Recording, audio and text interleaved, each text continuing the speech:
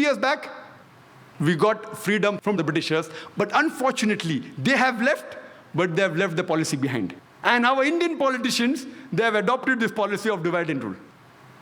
They adopt this policy of divide and rule for the vote bank. From records, we come to know that the country which has the maximum riots anywhere in the world, it is India. If not daily, at least once a week, we have communal riots. This great country of ours, so many great religions are there. Maximum riots, communal riots. And the major cause, almost all, directly or indirectly, they are the politicians. For the vote bank, for the power, for the money, they engineer these things. Otherwise, normally, I have met non-Muslims. It's my job, it's my profession. I'm a student of comparative religion. I keep on meeting different sorts of people. Generally, the common Indian, irrespective whether it's Hindu or a Muslim, they would love to live with each other harmoniously. They would love to live peacefully. We may have our differences. We don't want to fight. But it is these politicians. It is these politicians who engineer hatred amongst different religions so that they could fill the vote bank. And you see almost all the riots that have taken place, indirectly or directly, they are the cause. We know that a few years back, there was a political gimmick. The Babri Masjid and Ram Janmabhoomi issue. You know Babri Masjid, Ram Janmabhoomi issue in Ayodhya? I would like to know how many of us Muslims and Hindus knew about Babri Masjid and Ram Janmabhoomi before the politicians made it a gimmick. How many of us knew? I had never heard of this, Babri Masjid. And when I asked the common Hindu, he had never heard of this. Only after the politicians made it a political gimmick, people knew about it.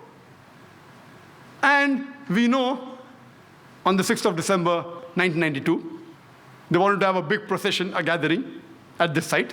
The Supreme Court had explicitly said that no gathering anywhere close to the disputed site. A group of politicians, they make it a political gimmick of Ram Janmabhoomi issue and the Babri Masjid issue. They want to gather on 6th of December. The ruling politicians know very well that they have the Supreme Court backing. They could have easily stopped the gathering, easily. But then they think, if I stop, I may lose vote. So they let the gathering take place. The gathering takes place, and then they say, spontaneously, the thousands of cars were gathered there. Spontaneously, the Babri Masjid was destroyed, spontaneously. You know, there was live recording on the various satellite channels. We know that with trishuls and lathis, how can you get down a structure? Is it possible? No. They had planted explosives. With this pre-planned act, that planted explosives, anyone can see. You don't have to be a specialist of military. You can see it with your eyes. That explosive were planted, and that's how the structure came down. Can the structure come down with lathis and trishuls? Maybe George Bush saw this. 6th December 1992, that's how he had conducted the inside job of 11 September. Time does not permit me to speak about the inside job. That requires a lecture by itself. Inside job of 11 September. Many Americans have spoken about that. Maybe he saw it and he got the idea that let's conduct in New York also. Later on, what happens? This emerges into riots. Throughout the country, there were riots. It is the largest riot after partition in the whole country, where tens of thousands of innocent human beings were killed, mainly Muslims. Who's to blame? The innocent Indians. They are instigated by the politicians. Fight, kill the opposite religion people. Instigated, innocent people, they get instigated, and they do the act. We know that even in Bombay, one of the cities that was maximum affected was Bombay. Even during partition, the riots that took place in Bombay was the worst in the history of Bombay. Even during partition, so many people were not killed as during the December 92 and January 93 riots. The police, if they wanted, they could have easily prevented the riot, very easy. With the backing of the reserve police, with the backing of the military, easily they could have done it, but they did not do it. Most of them were silent spectators. Some were good, they tried, but they were in a minority. Majority were silent spectators, some were party to it. I am aware that even the police is controlled by the politicians. So the police wants to do something, the politicians come in between. So the blame goes back to the politicians. Later on, the government appoints a single judge commission to appease the minority. And they appointed Justice Sri Krishna. It was famously called as the Sri Krishna Commission. And we know that Justice Sri Krishna, he was and is a devout and a practicing Hindu. But at the same time, he's an upright and honest judge, just like how we have Justice Suresh here. An honest and an upright judge. The verdict he gave, it did not go down the throat of the government. It takes a few years. And he had analyzed the full cases of the riots. He spoke with the politicians, with the police. Individually, he visited 26 police stations, analyzed the records, spoke with the police officer, junior and senior, spoke with the victims, spoke with the media, and after a great deal of research, he presented, we have this damning verdict of Sri Krishna Commission. He even gave suggestions, how can we prevent these riots? But, it takes time. By the time this happened, the government says bygones are bygones. Because they know if they implement the report, they are afraid that they will lose the vote bank. At that time, to appease the minority, they appointed the commission. How many commissions? I don't know. I don't know how many commissions have been implemented. I think Justice Suresh can tell. How many commissions that they appoint have really been implemented in India? How many? So here we know it is a delaying tactics. The innocent Indians, especially the Muslim victims, we have faith in the judiciary system of India. If the politicians betray us, if our other citizen fellow members betray us, if the police betrays us, in this country, we have yet faith in the judiciary system. And we know that finally, most of the innocent people, whether they are arrested, etc., they are finally released. But the damage done to them, it cannot be undone. Later on, we come to know, after a couple of months, on 12th of March, 1993, there was a series of 13 bomb blasts in Bombay, in which more than 250 innocent citizens of Bombay were killed. More than 250 innocent human beings were killed. And more than 700 human beings were injured. The opposition said, planned everything. Justice Sri Krishna said, it was not meticulously planned, it was a retaliation. More than 1,500 innocent Muslims killed in riots in Bombay. More than 1,500 innocent Muslims during the Bombay riots of December 92 and January 93 were killed. It was a retaliation. And the authorities and the police said it was done by Muslim underworld with the help of some others. That's how the bomb blast took place. And they say, all of them agreed, even the police commissioner, they agreed that it was a retaliation to what had happened in Bombay. We know that immediately after the riots of December 92 and January 93, it was difficult for the Muslims to walk on the streets. It was difficult for him to travel in the train, travel in the bus, to work in a non-Muslim area. They were looked down upon, they were ridiculed.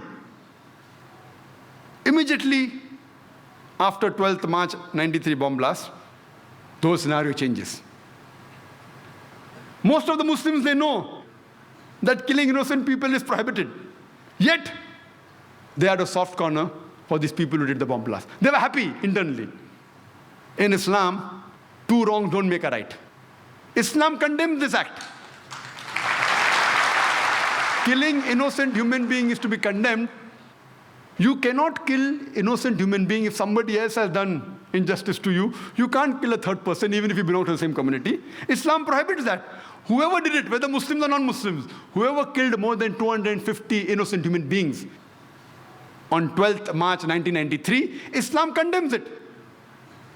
Most of the Muslims knew that killing innocent people is haram, it is prohibited, yet they were internally happy. But you cannot use wrong means to reach a right goal. You cannot. Islam does not permit that you use the wrong method to reach a right goal. There cannot be any justification.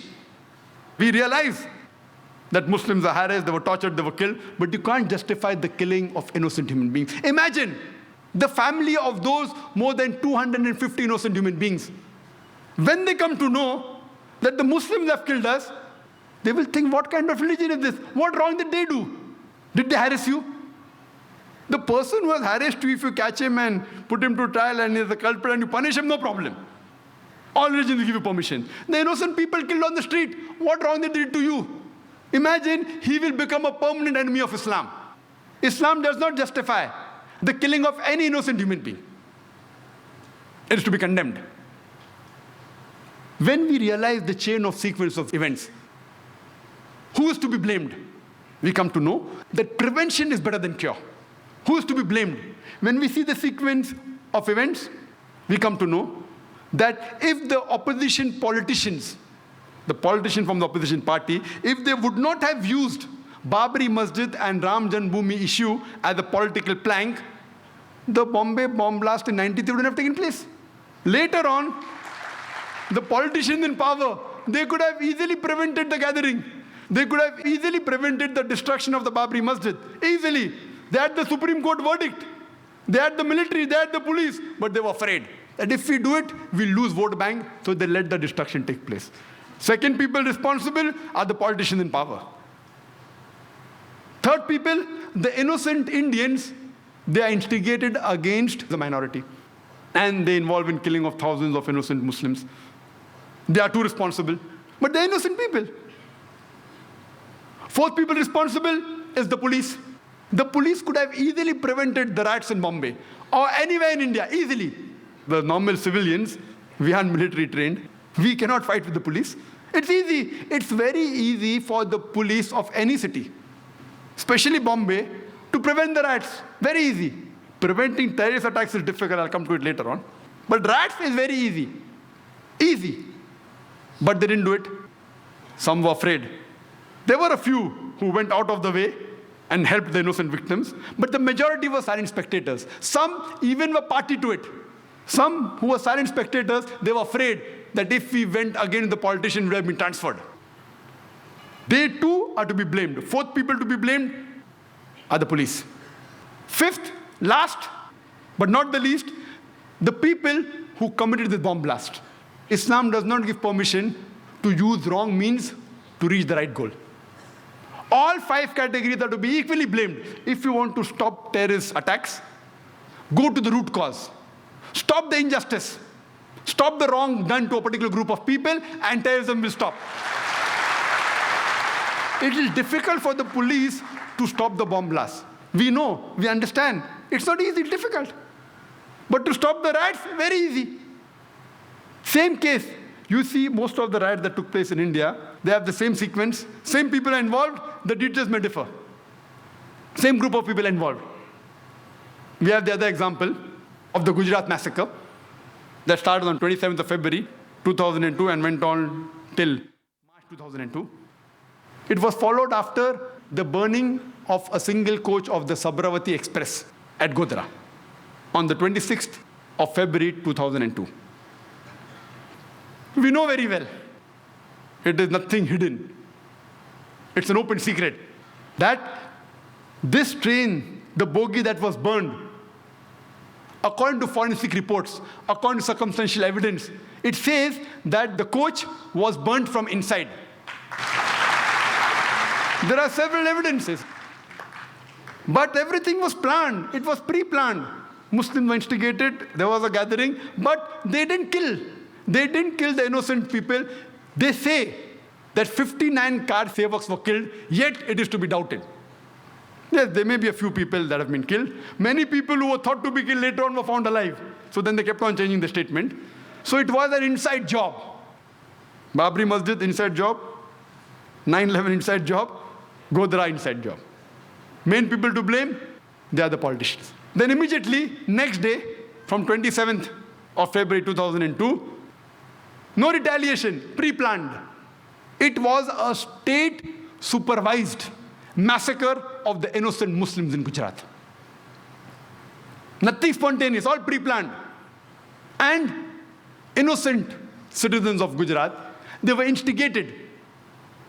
They were given money, you can see evidence, to kill thousands of innocent Muslims. According to the state of Gujarat, 793 Muslims were killed and 253 Hindus were killed. But according to several human rights organizations, they said approximately 2 to 2,500 innocent human beings were killed. Almost all of them, they were Muslims. Other report says that more than 5,000 innocent Muslims were killed. There were thousands of Muslim women who were raped. There were tens of thousands of Muslims who were asked to leave the house. Their houses were looted. They were burnt. There were tens and thousands of Muslims whose places of business, they were burnt. They were completely destroyed. The people killed in Gujarat massacre is far more the number than the 9/11. The loss of the people of Gujarat, if you add it, it is much more than the loss that took place on 9/11. Yet, according to George Bush, the people who did Gujarat massacre, they aren't terrorists. Only if you harm the Americans, then there's a problem. We know that there are tons of evidence in form of literature, newspaper, booklets. You have the Communism Combat, you have videotapes, VCDs, DVDs, actual recordings of the culprits, the people responsible, yet no action taken. Even the judiciary system, I'm sorry to say, in Gujarat failed. I think they were pressurized by the politicians. So much so that the Supreme Court of India had to pass a remark against the High Court of Gujarat that they were biased and the trials weren't correct. I feel it was mainly the politicians. The Supreme Court of India, they passed a judgment against the High Court of Gujarat that what verdict they gave was wrong. And I feel maybe it was the politicians whom have used their power. And imagine what we find after a couple of months. We have the Akshardham temple massacre. 2 people were caught. They were killed. They are said to be Muslims. And the authorities said that these people killed so many people in the temple in revenge, in retaliation. And they said that all this was nothing but retaliation. Islam does not justify that. They may have a logic. These people who did the attack, or the people who retaliated in other ways, they have a logic. They say that thousands of our family members were killed in front of eyes. Our mothers, our sisters have been raped in front of us. We have been looted. We know the person responsible is our neighbor, the person down the street. We meet him regularly. But when we see him, it reminds us of the torture. When they go to the law does not support. So they take the law in their hand. I am not justifying this act. Islam doesn't permit you. They take the law in the hand and they kill other innocent human beings. Islam does not justify that. They have a justification. They say, our mothers have been raped. We know the culprit. They're in front of us. No one is taking action. So they take the law in the hand. If you really find the culprit and book him, and if he's caught, if you can do that, and punish him, Islam justifies. You can't kill any other innocent human being. Islam does not justify that. You cannot use a wrong mean to come at the right goal. However much you may have sympathy for them, but the point to be noted, Islamically, it is wrong. It's not justified. Killing innocent human beings. Imagine the hundreds of innocent human beings killed by these people in retaliation. They, in turn, become enemies of Islam. What wrong have they done? It is the same thing. The earlier people killed innocent Muslims. No, you kill innocent Hindus. It's not justified in Islam. If you can catch the culprit, book him, punish him, fine. But not any innocent human being. Later on the 11th of July, we have, in this year, 2006, we have a series of bomb blasts in the train. 7 bomb blasts in a span of 11 minutes, in which more than 200 innocent human beings were killed. More than 800 were injured. The police and the authorities, they say, this too was in retaliation to the thousands of Muslims killed in Gujarat. The authorities say it is the hand of the LET, Lashkar-e-Toiba. If you look at the sequence of events, could this have been prevented? Easily. Who's responsible? Number 1, those politicians who had planned the burning of the coach in the Suburban Express at Godhra. They are responsible. Number two, the people at the center government. They could have stopped it, but they belong to the same party. They didn't do anything. Number three, the innocent citizens of Gujarat. They were instigated against the Muslims, and they fell in the trap. They too are responsible. Number four, the police of Gujarat could have easily prevented. They didn't do it. They are responsible. And we know from records that most of the places, it was done under the supervision of the police. If you see the commission report, they too are responsible. Number five, the judiciary system of Gujarat. They didn't take action. Number six, the people who retaliated in the wrong way. The people who did the bomb blast, Islam does not justify that. They too are equally responsible. All six categories of people are responsible. But if we can prevent the first category, the first few categories, surely you will not have these terrorist attacks. And we know that in the past 1 month, thousands of Muslims have been harassed, mainly by the police. The police says it is mainly the Muslims who have done it. It is the hand of the LET, Lashkar-e-Taiba. I say, if you can really identify them, catch the people who are involved, we have no objection. But you can't harass thousands of innocent Muslims. Hundreds of them were rounded up. Hundreds of Muslims, they were detained for days and weeks together.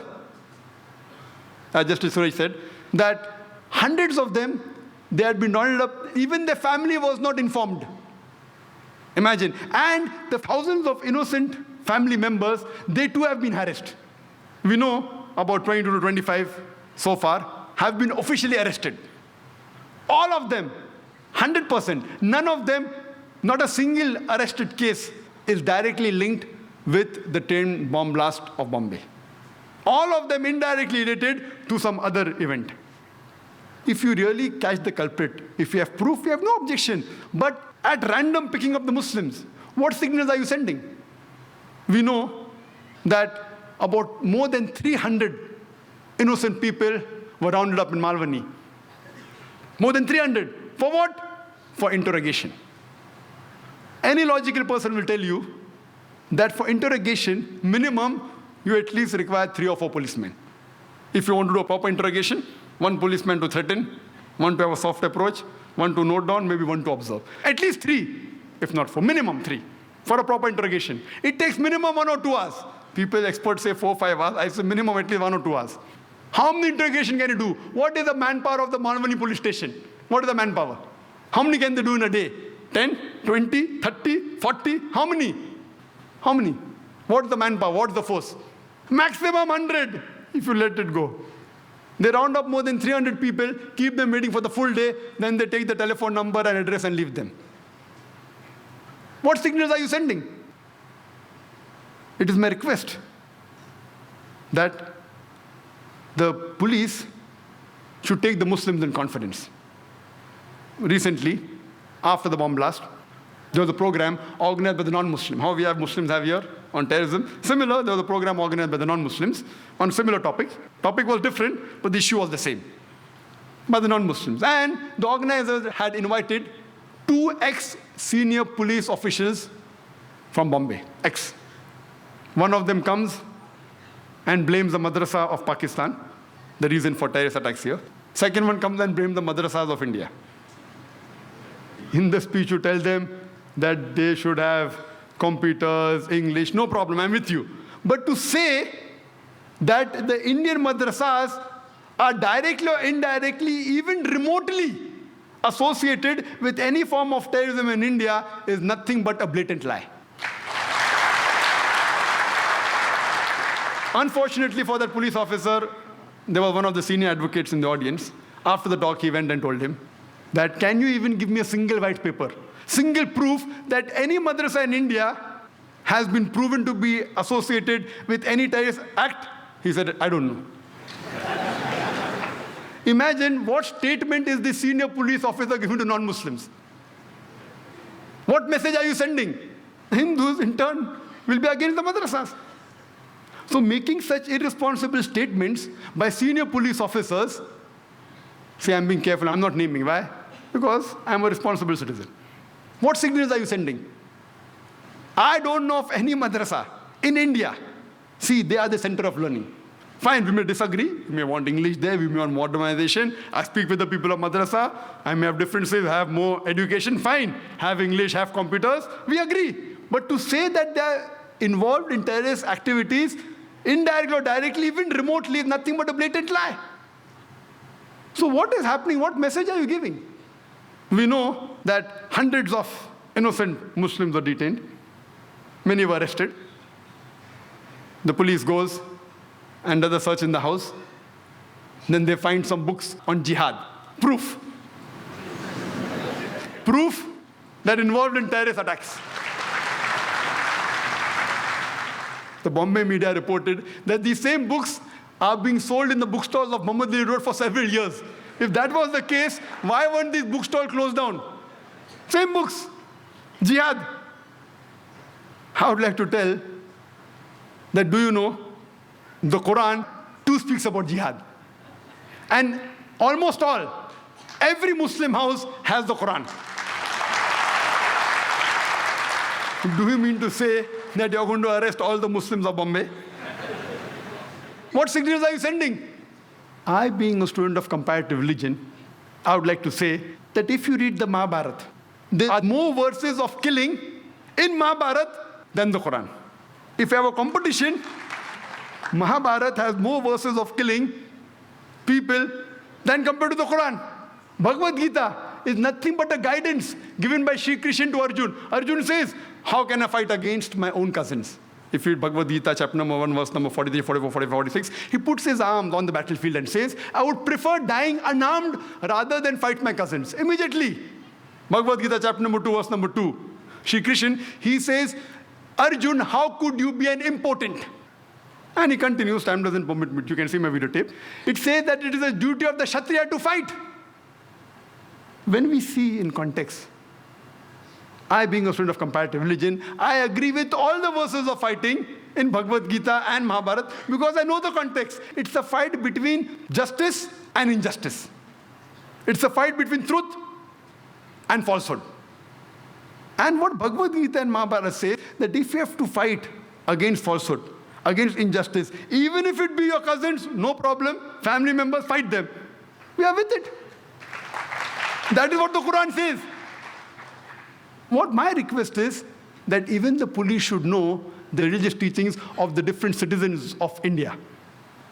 And I always take opportunity, and in the past several years, I have spoken to several non-Muslim police officers, senior police officers in Bombay, in Bangalore, in various cities of India.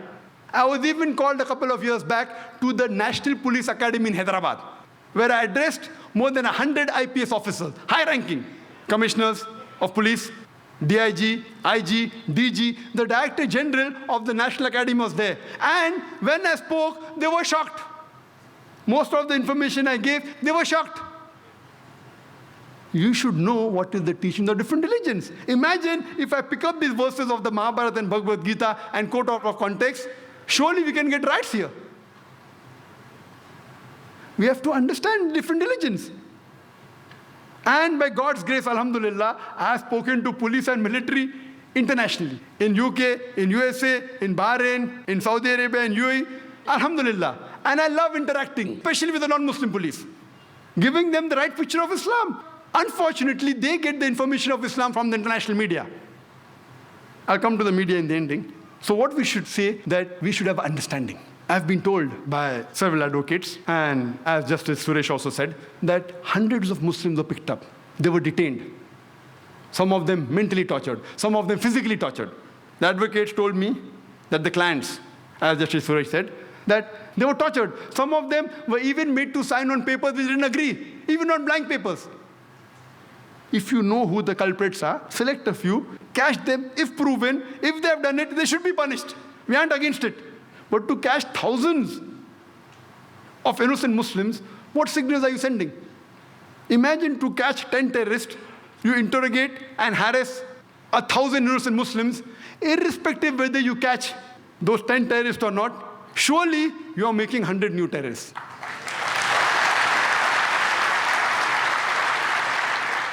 many non-Muslim senior police officers in different parts, in different cities of India. And one particular in Bombay, he told me, Zakir bhai, Dr. Zakir Naik, I will only be happy if you give talk in Hindi and Urdu. Your talk should be heard by the masses. I didn't speak. Recently, a couple of years back, I started speaking. Many senior non-Muslim police officers in different parts of India, they tell me, they know that by God's grace, 10,000, 50,000, 100,000 people come for my talks.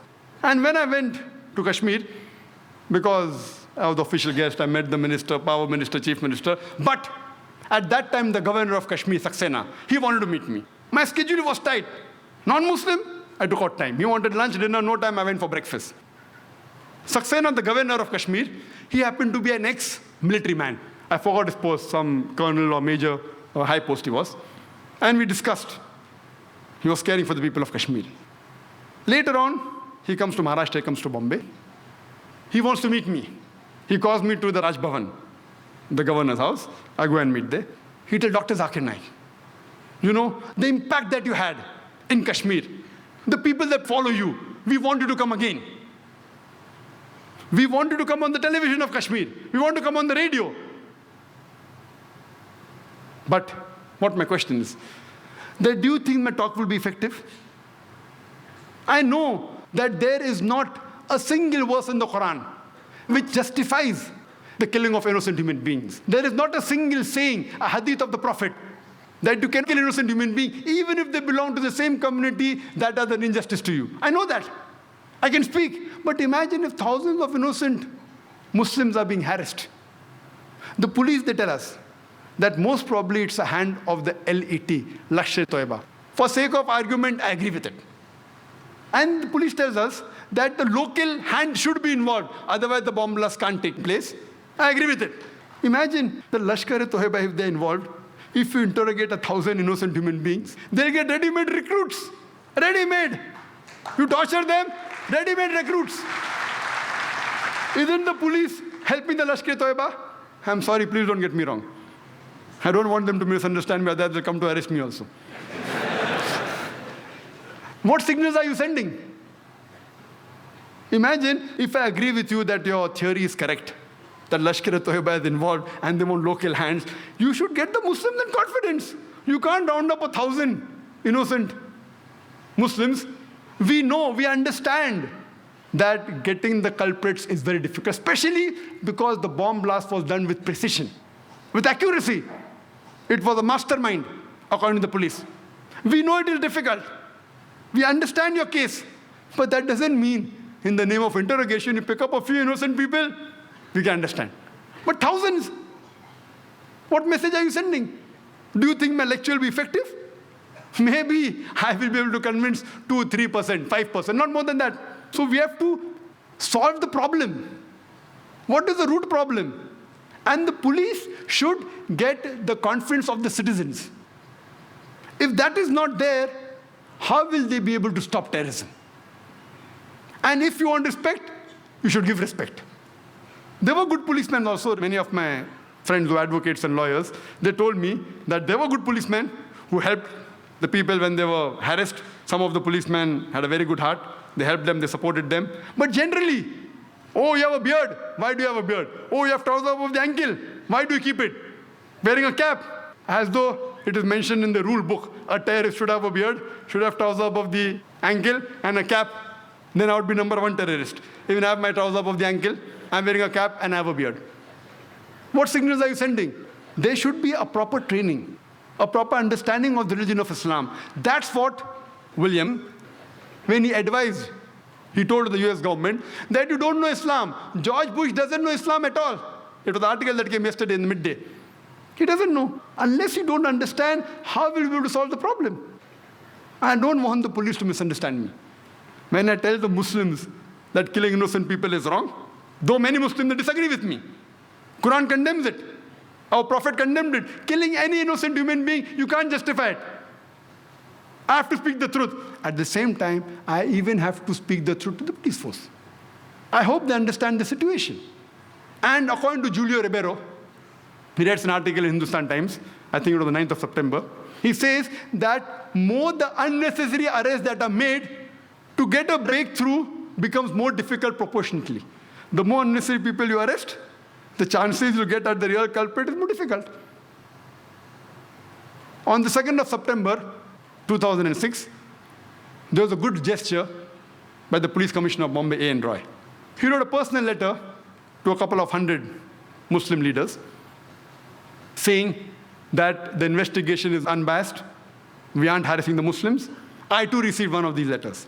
And he said that if there is any query, any questions, we can come and sit across the table. We can talk. It's a good gesture. The letter came recently, just maybe a week back.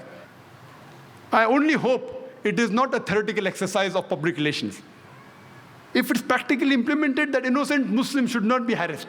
If you really want to get the confidence, you see to it that you get the confidence of the Muslims. And then only you will be really able to catch the culprits.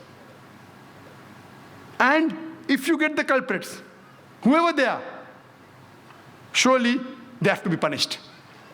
We know the authorities, they tell us that why majority Muslims have been picked up. The argument given was that when we analyze that in Punjab terrorism, majority people arrested, they were Sikh. In Ulfa, in Assam, majority were Hindus. In Tamil Nadu LTT, they were Hindus. So, but natural in Bombay, because we think it's linked with Pakistan, Kashmir, it would be Muslims. I agree with you for sake of argument. If a terrorist attack is done in Punjab, the majority people living in Punjab are Sikh. So if majority Sikhs are arrested, it is logical. In Assam, majority are Hindus, so if Hindus are arrested, it is logical. In Tamil Nadu, majority people living are Hindus, so Hindus are arrested, logical. In Bombay, are the majority people living Muslims? The Muslims are in minority. So why are they being picked up in majority? If you think it's an act of Kashmir militant, if you have got records, we have got no doubt with that.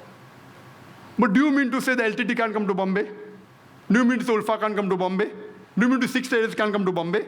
You cannot say 100% this act have been Muslim. You can say high possibilities, and if you show proof, we are with you. What we are trying to tell you, that identify the people who are responsible, catch them and punish them. But not thousands of people, innocent Muslims being rounded up. We know there are several records. Just a couple of months back, according to the ATS of Maharashtra, 16 members were arrested from a hardcore Hindu organization. They were involved in 3 bomb blasts in mosques. Mahmudi Mosque in Parbhani, one of the mosques in Jalna, one in Pune, 3. And recently on 6th of April, in one place, by mistake, a bomb detonates by mistake. While they were making a bomb, it exploded. It killed 4 people and 11 were injured. When inquiries were made, many people belonged to the same hardcore Hindu organization.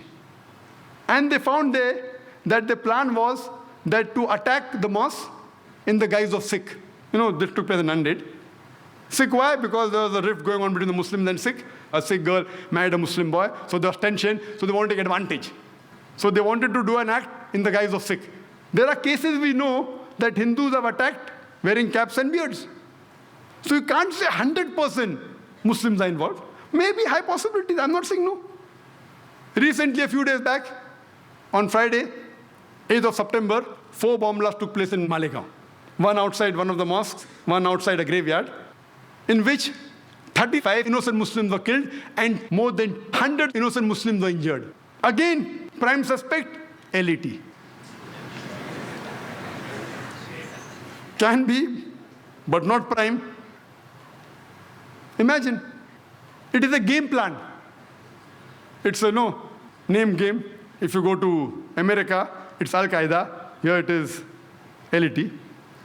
According to an article that came in the DNA on the 6th of September, a person by the name of Joseph, he writes that the foreign experts, they tell that if you involve yourself too much in the blame game, you lose focus and the main culprits are never caught. You do a proper investigation. If really they're caught, they have to be punished.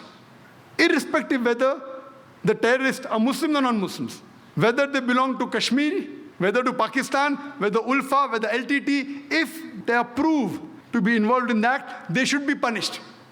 I'm not here to support any terrorist act, not at all. But if you want to get to the bottom of it, you should know that this should be done meticulously. We should take the citizens in confidence. One of the other cause is the media. Mainly that media which is controlled by the politicians. We have to be careful of this.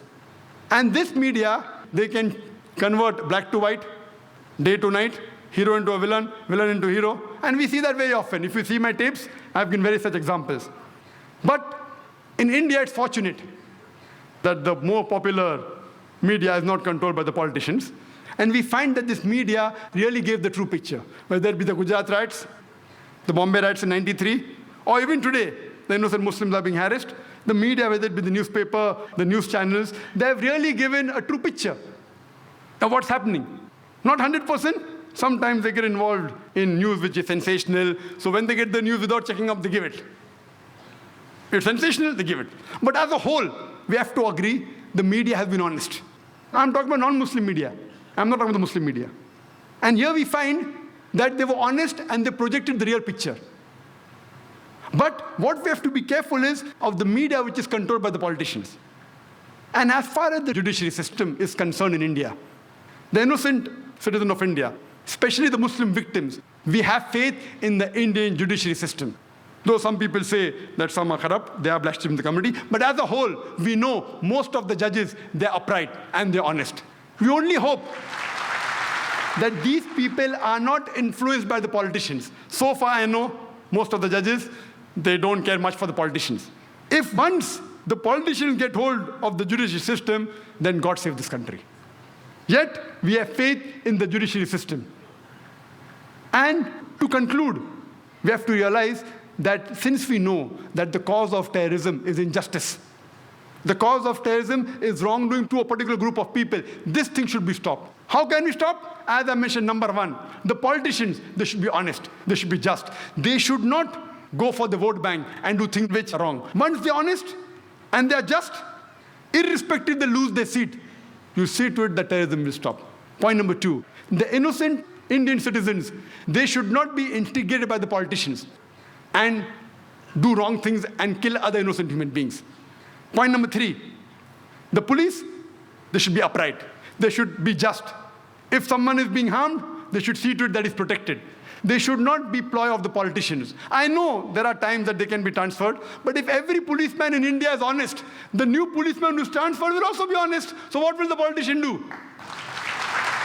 If 100% of the policemen, I'm not blaming all of them, please don't get me wrong. I know most of them honest, they want to do, but because they're under the pressure of the politicians, they're afraid that they'll be transferred, they'll be harassed. But if all the policemen get together and say, let's all of us be honest, if they transfer you, the new person coming will also be honest.